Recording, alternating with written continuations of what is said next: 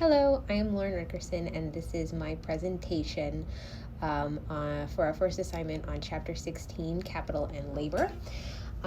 This chapter covers the Gilded Age in America, which was a very volatile time after the Civil War. Industry was booming. A lot of industries like the steel industry and the rail industry were booming and growing and seeing exponential, profits, and some failures. And they were transferring a lot of their failures onto the backs of the laborers that worked for them. So they suffered a lot of unfair wages and unsafe work conditions, long work days.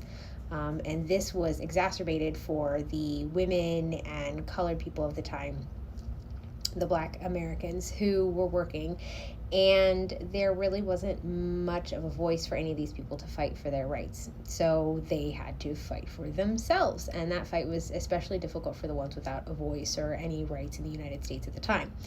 One of the ones that I covered was the rail industry and how they had massive strikes all over the country. It was the first time this had ever happened in U.S. history. They suffered wage cuts and inequity in many different ways. They died on the job in unsafe working conditions, working extended hours, like I mentioned before. So a lot of them were having to work 6 or 7 days a week just to survive.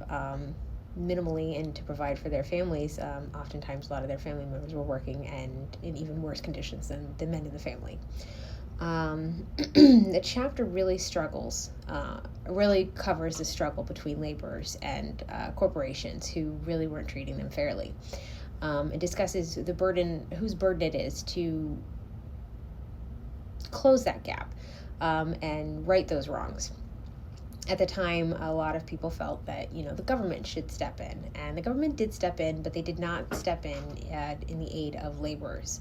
The strikes, when they were occurring across the country, like I had mentioned before. And when one was closed down or stopped, another one would pop up in defense of the others.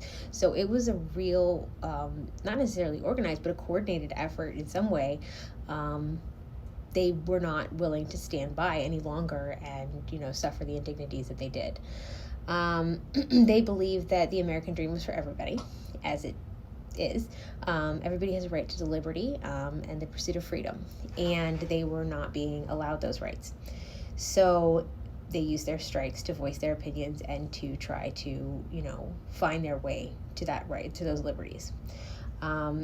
Many different organizations were hired to break up those strikes. Some were the Pinkertons.